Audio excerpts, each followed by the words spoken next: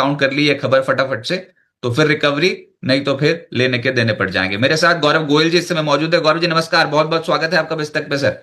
रजत, आपको और आपके सभी दर्शकों को मेरी तरफ से नमस्कार। सर दिन बड़ा है आज, और 2 दिन तक तो तनाव की स्थिति बनी हुई थी। अब मुद्दा ये है कि वेस्ट इंडीज को तो हरा दिया हमने और सेमीफाइनल में भी पहुंच गए, लेकिन ना आज बाजार में जो सबसे बड़ी खबर का इंपैक्ट पड़ रहा है, वैसे अगर आपकी मेरी बात हो रही थी तो आज वेस्ट इंडीज और इंडिया के मैच के ऊपर ही हो रही थी, लेकिन उसको भी थोड़ा सा साइड में रख के पहले इसके बारे में बात करते हैं। ये हुआ क्या है, ये अचानक से इतनी भयंकर स्थिति कैसे पैदा हो गई? करना तो था ही डोनाल्ड ट्रंप ने एक बार, लेकिन ये बहुत ही प्रिसीजन वाली स्ट्राइक थी, पिन पॉइंट अटैक किए गए हैं जिसमें खामनेई और उनके जो सहयोगी हैं उनकी मौत हो गई है, और दे दनादन बमबारी कर दी एक एरिया में। तो रजत, लास्ट 3-4 डेज काफी उतार चढ़ाव भरे रहे हैं। और हम लोगों ने एक जियो पॉलिटिकल अस्थिरता देखी है। पूरे मिडिल ईस्ट में चारों तरफ केओस है, एंड इसका रिपरकशन ग्लोबल मार्केट्स पे भी पड़ेगा। And I think we are likely to see some impact on the global markets today. Market thankfully 2 दिन के लिए बंद थे, जिस वजह से हमें इतना कुछ खास पता नहीं चल पाया। लेकिन आज today is the day when we will see what is going to be the impact. अब ट्रम्प को हम सभी लोग जानते हैं, हम लोग कई बार इस पे चर्चा भी कर चुके हैं। कई जगह वो कोशिश कर रहे हैं कि वॉर खत्म हो जाए, कई जगह वो स्टार्ट कर रहे हैं। So there is no surprise Rajat, as such he is doing what he is good at. So वो यही सब काम कर रहे हैं। He is absolutely unpredictable and whimsical. Now, खास बात देखने वाली रजत ये है कि ये जो वॉर है, I think for the first time in my knowledge and जो मैंने हिस्ट्री पढ़ी है उसके हिसाब से, आई थिंक ये this is happening without any major coalition of western powers. पहले हमेशा जो भी होता था, ये सारी की सारी वेस्टर्न पावर्स, चाहे इंग्लैंड हो, फ्रांस हो, नेटो कंट्रीज हो, सब मिलके एक कोऑर्डिनेटेड प्लान्ड अटैक करते थे। अगर हम इसे वैश्विक स्तर पर देखें तो इसके वॉर के बियॉन्ड बहुत बड़े रिपरकशंस होंगे। Basically America is acting alone, alone meaning Israel के साथ मिलके कर रहा है, but there is no major set of countries जो उसको सपोर्ट कर रहे हैं। Yes, lot of countries want कि ईरान में एक जो क्रूअल रिजीम थी वो चेंज हो जाए एंड डेमोक्रेसी बहाल हो जाए। Even lot of gulf countries जो जिनके पर्सनली ईरान के साथ बहुत अच्छे रिलेशंस नहीं थे, वो भी कहीं ना कहीं चाहते थे कि ईरान में तख्ता चेंज हो जाए, तख्ता पलट हो जाए। So what is happening right now Rajat, मैं मार्केट पे बाद में आता हूँ, थोड़ा सा आपको ये बता देता हूँ कि मेरे को क्या लगता है कि probabilistically they could be a regime change happening in Iran, जहां पे टॉप 48 पॉलिटिकल और मिलिट्री लीडर्स एक साथ एक अटैक में मारे जाएं। वहां पे एक वैक्यूम क्रिएट हो जाता है। एंड कहीं ना कहीं या तो उनको नेगोशिएटिंग टेबल पे आना पड़ेगा, या फिर कुछ ना कुछ चेंजेस लाने पड़ेंगे अपनी मेजर पॉलिसी में। While America wants a regime change, it won't be easy. Easy इसलिए नहीं होता है क्योंकि जब तक आप एक वॉर में हो, आपके आपके बूट्स ना हो उस कंट्री में, तब तक रिजीम चेंज करना जरूरी है, unless that country itself comes a negotiating table and से कि हम लोग जो है डेमोक्रेसी बहाल कर रहे हैं और आप हमारे ऊपर अटैक्स मत कीजिए, एरियल अटैक्स मत कीजिए। So this is the best and the most bullish scenario that I'm painting. And the worst case scenario is there is another leader, supreme leader, जो उन्होंने इंटरिम सुप्रीम लीडर करा है, उसकी जगह इक्वली टायरेंट और मोर tyrant supreme leader आ जाए उनकी जगह, and everything continues the way it is continuing. US and Israel थोड़ा बैक सीट में आ जाएं, वो अपने प्रॉक्सीज और करें, मिलिट्री स्ट्रेंथ दोबारा करें, and over a period of time it री। फॉर द मोमेंट मुझे ऐसा लगता है कि there would be certain amount of deescalation that would happen. आप जिस तरह की स्ट्राइक्स और बॉम्बिंग आप चारों तरफ देख रहे थे, और जिस तरह से इसराइल के ऊपर भी अटैक हो रहे थे और बाकी मिडिल ईस्ट कंट्रीज के ऊपर भी ईरान अटैक कर रहा था, even civilian targets were being focused upon, मेरे ख्याल से उसमें कमी आ जाएगी।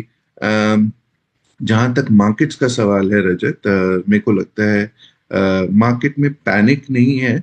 मार्केट में of course there is some amount of reaction, but I won't call it panic. मेरे को लगता है things would become better from here is what I assume.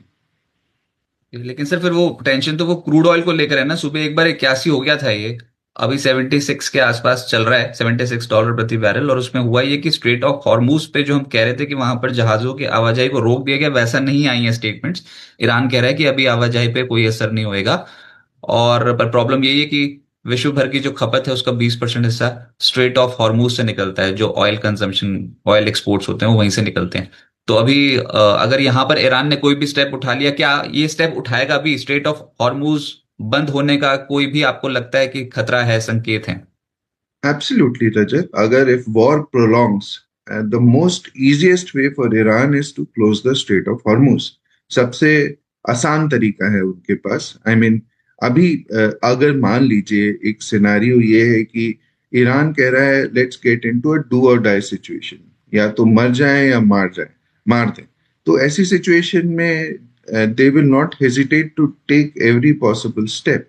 But मेरे को लगता है कि there is a leadership vacuum at this point of time. वहां पे एक तरह से मातम का माहौल है, बिकॉज सारी टॉप लीडरशिप ही खत्म हो गई है। तो मेरे को लगता नहीं है कि इंटरनली इतनी स्ट्रेंथ बची होगी या आगे चल के बचेगी कि वो इतने ड्रास्टिक स्टेप्स लेंगे। State of Hormuz, I understand it will impact countries like India, China, Japan, Korea in a big way, but at the same time it will also impact Iran. Iran के लिए भी that place is जहाँ से उनके ships भी जाते हैं, जहाँ पे भी ऑयल बेच रहे हैं वो, उनको भी पैसा चाहिए। Even if the war has to continue, they have to sell oil somewhere to make money and fund that war. तो कहीं ना कहीं से उनके लिए भी प्रॉब्लम आएगी। इतनी आसानी से वो क्लोज करेंगे या नहीं करेंगे, या सिर्फ वॉर को कुछ समय के लिए एस्केलेट करने के लिए कर सकते हैं, but I don't think it can be long lasting. और ये उनके ही पर्पस को डिफीट करेगा। एनीवे, वॉर में कुछ भी हो सकता है, but I think it is a possibility. Crude oil में वॉलेटिलिटी आपको देखने को मिलेगी, but to be very honest मेरे को नहीं लगता है कि crude oil would reach levels of 150 और 125, इस तरह का जो बहुत सारे कमेंटेटर्स एक्सप्रेस कर रहे हैं। आई don't think that would be the case. और सर ऐसे लग रहा है डोनाल्ड ट्रंप को हल्के में ले लिया। जब ये मीटिंग चल रही थी ना जेनेवा में, एक दो तीन तीन चरणों की बैठक खत्म हो गई थी, तो वो स्टेटमेंट्स ऐसी आ रही थी। उनके उपराष्ट्रपति भी बोल रहे थे, जेडी वांस, वो बोल रहे थे कि वो शर्तें मान नहीं रहे हैं। फिर डोनाल्ड ट्रंप ने बोला था कि इनको थोड़ा और समय दे दो। 10 दिन के समय की बात हुई थी। हल्के में ले गए डोनाल्ड ट्रंप को। अब किसी को पता हो कि भैया अटैक कर देंगे, मार ही देंगे, तो फिर वो तो कुछ ना कुछ तो शर्तें मान ही लेते। वो उससे तो बेहतर यही था। अब तो यही सोच रहे होंगे भैया ये तो इतनी मौतें हो गई अचानक से ही। जैसे पाकिस्तान नहीं करता, खड़े हो जाओ तो खड़े हो जाता है, बैठो तो बैठ जाता है, वैसा कुछ कर लेते तो बात हो जाती। लेकिन यहाँ पर बातें मानी नहीं गई है और अब रिजिम चेंज की बात हो रही है। इस रिजिम चेंज से क्या आपको लगता है कि भारत को किसी भी तरीके का कुछ फायदा हो सकता है सर? तो रजत देखिए, अगर आप खमेनी जो सुप्रीम लीडर थे, उनकी अगर आप 40 साल की हिस्ट्री देखेंगे, तो उन्होंने वो दबाव में कभी काम नहीं करते थे, चाहे वो अमेरिका हो चाहे कुछ भी हो। एंड मेरे को भी ऐसा लगता था कि वो दबाव में, प्रेशर, अंडर प्रेशर, मैंने आपसे पिछले शो में भी जिक्र किया था कि वो जो है अपना वॉरशिप खड़ा कर दें, उससे घबरा के ईरान समझौता नहीं करेगा। उनकी आइडियोलॉजी हमेशा से ऐसी रही है। वो मर जाएं लेकिन वो बंदूक की नोक पे समझौता करने वाले व्यक्ति नहीं थे। एंड वही हुआ इवेंचुअली। हालांकि ओमान ने ये कहा है कि it they were very close to a peace negotiation, but Trump being Trump, he has attacked Iran and killed the supreme leader and वहाँ के जो 48 other top leaders हैं सबको खत्म कर दिया है, which is not a bad thing, Rajat, because somewhere एक अगर रूट कॉज से करना है, this could be a war जहाँ से टेरर को एलिमिनेट करना चाहते हैं, which is one of the ways the war could end for a sustained period of time. अगर आपने एक टेम्परेरी वॉर करके और फिर लूजली उसे छोड़ दिया, तो this entire situation will keep happening again and again Iran would, through its proxies and otherwise, would keep attacking Israel. And जहां तक मेरे को लगता है, Israel is more strong-headed, Rajat, और it would not allow US to come on negotiating table that easily. वो उसे एक permanent conclusion की तरफ ले जाने की कोशिश करेगा. Let's see how it plays out. Anyway, मेरे को एक चीज बहुत क्लियरली ये लगती है कि de-escalation is on the way. The war may continue for a few more days or weeks, but it won't be of that intensity as it has been in last 2 days. जहां तक आपका एक और question क्या था रजत, आपने क्या पूछा था, इफ यू भारत कैन? के लिए हाँ, भारत सो के लिए क्या ये पॉजिटिव, मतलब कुछ ऐसी डेवलपमेंट्स हो सकती हैं, क्योंकि हमारे ईरान के साथ अभी हाल फिलहाल में रिश्ते को उतने भी स्ट्रांग नहीं बचे थे।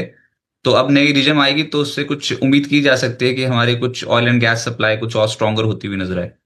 So, Rajat, it all depends upon what happens going forward, whether there is a regime change or not, or what kind of, let's say, there is a news that Iran is coming on a negotiating table with US. तो उसमें किस तरह का negotiation होता है? Do American sanctions stay on Iran or not?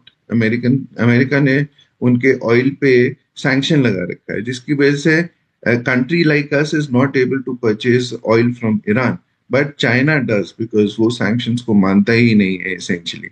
तो किस तरह से geopolitical events play out, negotiation के बाद क्या निष्कर्ष निकल के आता है अगर ये डिस्कशंस होते हैं, and we don't know whether there will be a regime change or not, but the probabilistic environment is this. So it is too fluid, Rajat. Very difficult to imagine India के ऊपर क्या benefits मिल सकते हैं. I think most important thing is Strait of Hormuz close ना हो, oil का supply चलता रहे, and oil prices remain subdued because in India 85% energy requirements are met by imports.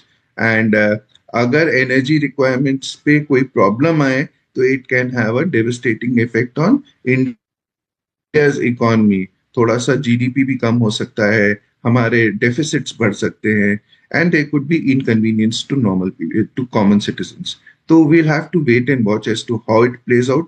Very difficult to say कि क्या discussions के बाद आएगा और इंडिया को कैसे बेनिफिट हो सकता है. एज ऑफ नाउ मैं बेनिफिट्स की बात नहीं करूंगा. अगर हम लोग सिर्फ अपने को सेव कर सकें from oil on slot, that would be good. Sir आपकी मेरे को पता है कि बहुत इंटरनेशनल क्लाइंट्स भी हैं, तो ये जो स्थिति थी ना ये कल बहुत बिगड़ गई थी। इनफैक्ट जो कतर से जो विजुअल्स आ रहे थे या फिर दुबई से आ रहे थे, तो पहले तो ऐसा लगा कि ये रिहायशी इलाकों पे हमले नहीं कर रहा है ईरान, लेकिन उसके बाद फिर कुछ अटैक वगैरह की वहां पर भी खबर निकल के आई कि ये दुबई में हो गया और कतर में हो गया। खाड़ी देशों में, अब कल जब मैं नरेंद्र तनेजा जी का इंटरव्यू ले रहा था तो उन्होंने बोला कि खाड़ी देशों में 1 करोड़ भारतीय काम करते हैं, 56 बिलियन यूएस डॉलर रेमिटेंस आता है भारत में, और मध्य पूर्व भारत का एक बड़ा ट्रेडिंग पार्टनर है। तो साफ तौर पे वहां पर जो अब भारतीय मूल के जो वहां पर रह रहे हैं लोग रह रहे हैं, तो उनके साथ फिर उनको भी तो फिर कहीं ना कहीं परेशानी हो रही है, साफ तौर पे वो भी देखना पड़ेगा। तो हमारे सरकार का स्टैंड क्या हो सकता है? सिर्फ एक एडवाइजरी जारी करेंगे या फिर कुछ आपको लगता है कि सपोर्ट करेंगे? आपकी किसी से बात हुई है उन इलाकों में? जी, रजत, हुई है. मेरे बहुत सारे दोस्त भी रहते हैं, कुछ क्लाइंट्स भी हैं वहाँ पे. सो नेचुरली सब परेशान है. नोबडी हैड एंटिसिपेटेड कि ईरान जो है रेजिडेंशियल एरियाज पे बॉम्बिंग करेगा, which was not really expected. तो और कंट्रीज लाइक यूएई जो एक मॉडर्निटी का सिंबल है गल्फ में, amongst the traditional Muslim countries, उसमें UAE is actually a symbol of modernity. और वहां पे अटैक होना एक तरीके से बहुत बड़ा मैसेज कन्वे करता है. तो आई थिंक यस, दहशत है वहां पे. Things are not so good, but at the same time मेरे को लगता है कि this will come down, Rajat, as we move forward. क्योंकि ईरान की जो फायर पावर है वो धीरे धीरे करके एग्जॉस्ट होती जा रही है. एंड जहां तक Indian government is doing its bit, रजत.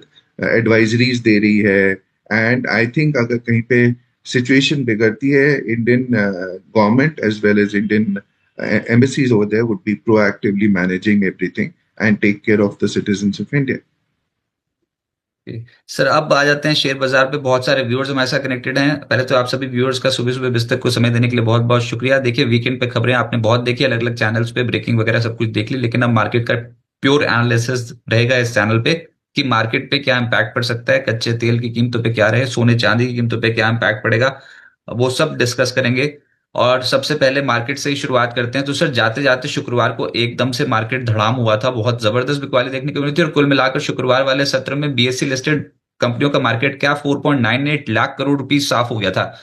ये अंदेशा तो था कि कोई बड़ी खबर वीकेंड पे आने वाली है, इतनी बड़ी खबर आ जाएगी, ये तो ब्रेकिंग ही हो गई।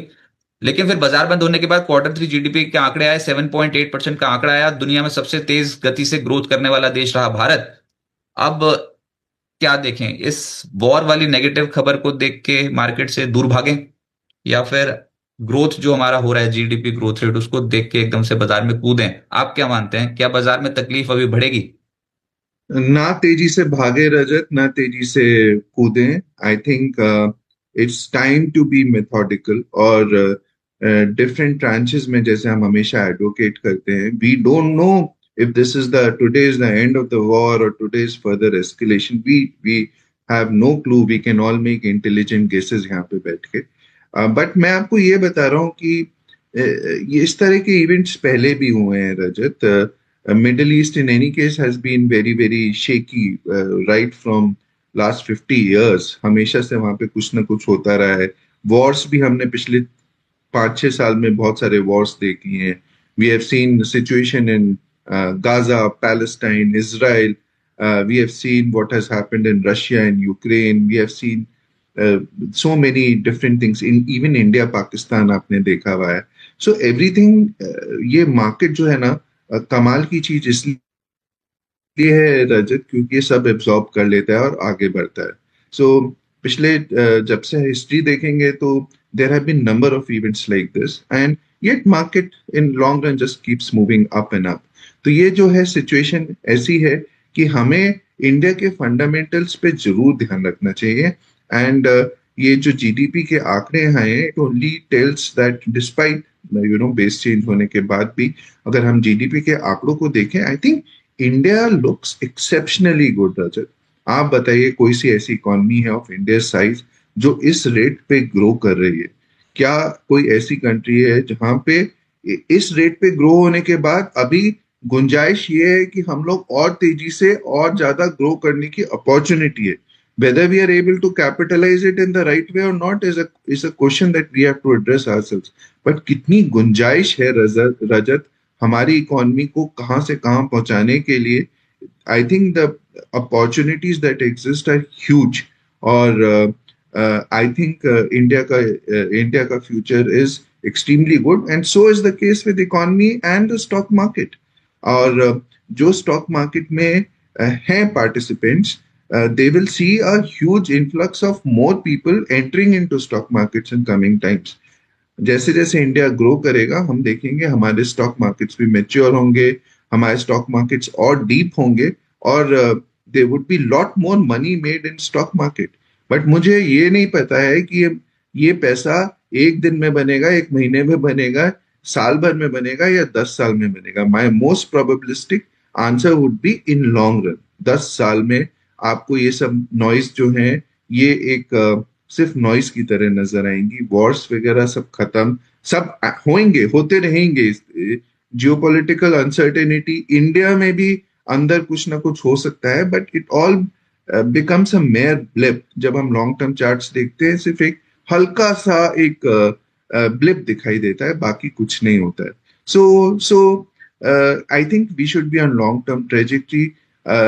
Markets at current levels are extremely attractive, but मैं सिर्फ यही कहूंगा कि आप ट्रांचेस में इन्वेस्ट करिए।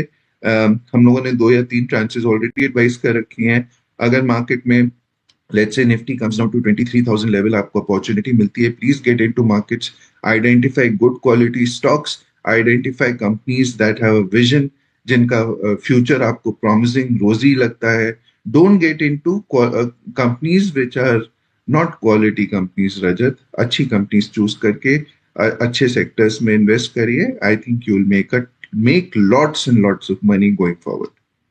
हमारे साथ बहुत सारे व्यूअर्स भी जुड़े हुए हैं। मैं पहले बता दूं कि हमारे प्राइम मेंबर्स के सवाल हम पहले लेंगे, उसकी जानकारी, प्राइम मेंबरशिप की जानकारी आपको बिस्तर के इस शो में, जहां पर आप लाइव शो देख रहे होते हो, उसमें समय समय पर दे दी जाती है। सिल्वर, गोल्ड और प्लैटिनम, 3 तरीके के हमारे प्लान्स हैं। कैसे सब्सक्राइब करें? बिस्तर के यूट्यूब चैनल पे जाके वहां पर ही सब कुछ मेंशन्ड है, होम पेज पे। आप बस क्लिक कीजिए जो सा भी प्लान आपको पसंद है और उसको आप सब्सक्राइब कर सकते हो। तो एडवांटेज है कि जब हम लाइव शो करते हैं तो पहले प्राइम सब्सक्राइबर्स के क्वेरीज लेते हैं और उसके बाद फिर नॉन प्राइम मेंबर्स के भी क्वेरीज लेते हैं। तो चिन्मय जी बोल रहे हैं कि गुड मॉर्निंग चिन्मय जी बोल रहे हैं कि जब भी गोल्ड नीचे आया था तब पूछा था कि गोल्ड खरीदें कि नहीं खरीदें, अब ऊपर चला गया, अब क्या करें? सो रजत, मैं आपके शो पे हमेशा से बोलता रहा हूँ कि that we remain structurally positive on gold, gold and silver. In fact आपको याद होगा, हमने कहा था हम गोल्ड पे मोर बुलिश हैं as compare to silver. Some time back हमने आपको ये बात बोली थी, post the correction in gold and silver. And हम लोगों ने कई बार बात करी है कि dedollarization is a real concept. It is happening right before our eyes.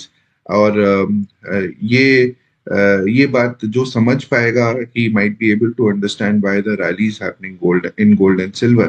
और इस तरह के जियोपॉलिटिकल इवेंट्स होते हैं, और इस तरह से अगर हम ट्रस्ट डेफिसिट देखते हैं, मैंने ओपनिंग स्टेटमेंट्स में बोला था कि this is one such war where not everyone is united, not everyone is supporting US in the way in which what used to happen earlier.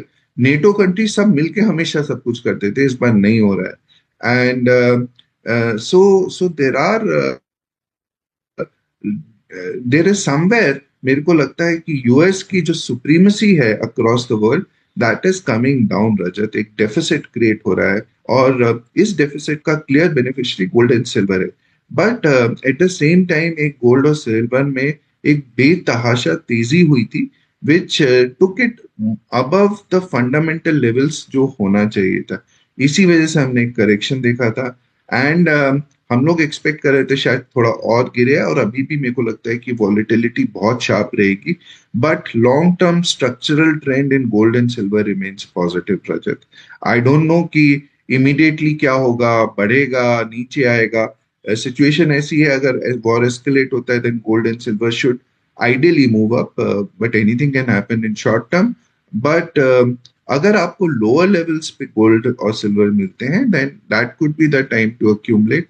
Perhaps not at these levels, but long-term structural story on both gold, silver, precious metals remain positive. Okay, Atul Tripathi ji बोल रहे हैं कि अरे जी आपको और और बिस्तक को, आपको और बिस्तक को पूरी टीम की को होली की बहुत बहुत शुभकामनाएं। तो अतुल जी, आपको भी होली की बहुत बहुत शुभकामनाएं। और गौरव जी, बिस्तक की पूरी टीम की ओर से, मेरी ओर से आपको भी होली की बहुत बहुत शुभकामनाएं। लेकिन ये बाजार कल बंद है, ये तो फिर होना चाहिए था 4 को ना। ये बीएससी वालों ने तो फिर कल की छुट्टी रखी हुई है।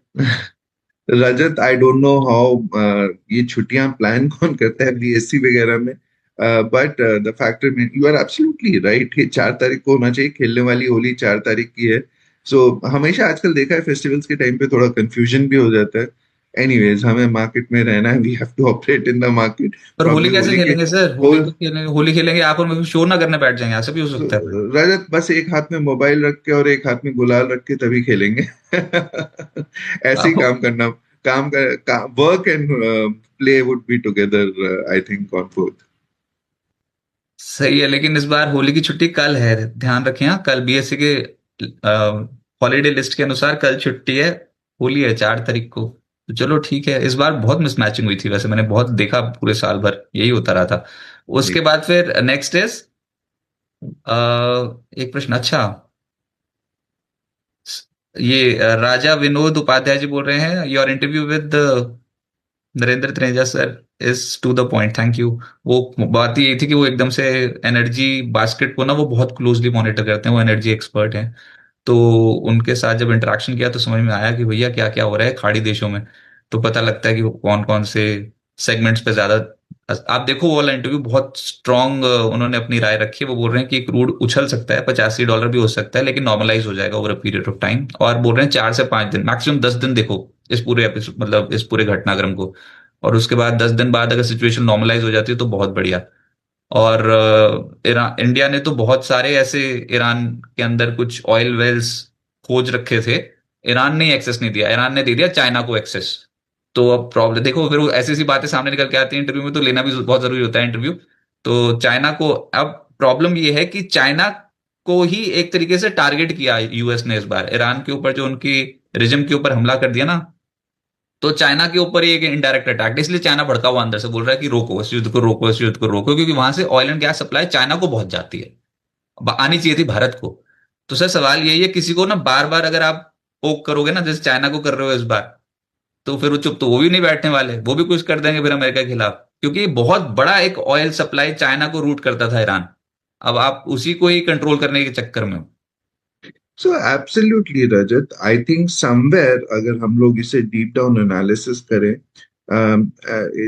देर is no doubt in my mind कि US is targeting China somewhere, because आगे वाला competition is between China and US, and slowly as we have already said, baton जो शिफ्ट होगा वो चाइना के फेवर में होगा, they will become the global leader.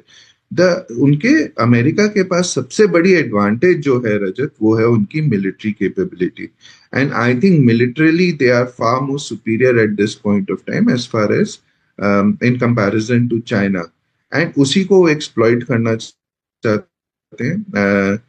आपको ये भी मालूम होगा जिस तरह के वो सैंक्शंस लगा देते हैं, जैसे उन्होंने चाइना के ऊपर लगा रखा है, तो इंडिया तो ऑब्वियसली हम लोग ज्यादा रिस्पॉन्सिबल हैं, and we do accept sanctions, and we are not really buying oil from China, from Iran, but China लगातार ईरान से ऑयल खरीद रहा है, और उनको उनको एक मेजर इम्पैक्ट पड़ेगा, बिकॉज वो ऑयल चाइना से खरीदते ही थे, perhaps at a discount, and secondly because of the logistic problems that will come into picture. और पर ये भी बात सत्य है कि चाइना जो है अब बड़ी सुपर पावर होता जा रहा है, it will not take bullying from US so easily. So I think आने वाले समय में रजत, this tension between China and US will continue to escalate, and ये और बड़ी होती जाएगी किसी ना किसी फॉर्म में, चाहे वो ताइवान के फॉर्म में हो, आज ईरान के फॉर्म में है, ट्रेड सैंक्शंस हो सकते हैं, ट्रेड वॉर्स हो सकते हैं दोनों कंट्रीज के बीच में। So things would only escalate from here, and which is quite natural। जब भी इस तरह से पास होता है पावर का स्टेटस, तो इस तरह की इश्यूज जरूर आते हैं। आई think somewhere India would should ideally be the beneficiary of this war, because both countries, अगर मेरे को देखना चाहिए, इंडिया और यूएस के बाद जो थर्ड सबसे बड़ी पावर कह सकते हैं या हो सकता है, तो इंडिया है, और इंडिया को दोनों कंट्रीज अपनी साइड में आइडियली सपोर्ट करके रखना चाहिए। So let's see how it plays out, but मुझे ऐसा लगता है India could actually emerge out to be much stronger party in times ahead, and जिसको वो ज्यादा सपोर्ट करेगा, things would become easier for okay, Atul Tripathi ji बोल रहे हैं, मेरे तो क्वेश्चन नहीं ले रहे हो आप। वो अतुल देम। जी, एक तो आपकी हिंदी जो आप लिखते हो ना, वो कभी कभी मुझसे मिस हो जाती है, इतनी सख्त हिंदी लिखते हो, इतना तो हम भी नहीं लिखते। अच्छा, वो अब मैं लेता हूँ आपका प्रश्न। बोल रहे हैं, नमस्ते, ऑयल मार्केटिंग कंपनीज ऑटो कंपनियों में इंट्राडे या पोजिशनल ट्रेडिंग के मौके देखें क्या? आज आज देखोगे पोजिशनल ट्रेडिंग के मौके? सर अब होगा ये क्या कि ऑयल मार्केटिंग कंपनीज की तो बैंड बज गई आज, ये तो फिर बात वही है कि कच्चे तेल से लिंक कर करके देख रहे हैं आप, लेकिन हमेशा तो ये रहने नहीं वाला। तो अभी ऑयल मार्केटिंग कंपनी अगर नीचे गई तो क्या खरीदने का मौका है? ऑटो कंपनियां के नीचे गई तो खरीदने का मौका है क्या? So I would avoid oil marketing companies, Rajat, for the simple reason we need to figure out कि कैसे play out करता है। हमने जब देखा था कि जब oil prices नीचे थे और actually demand was weak, then also oil marketing companies के ऐसा नहीं था कि वो basically they were shooting out of the roof। तो मेरे को लगता है कहीं ना कहीं we remain structurally neutral on oil marketing companies, और ये event definitely would not be too great for oil marketing companies, yes good for oil producing companies.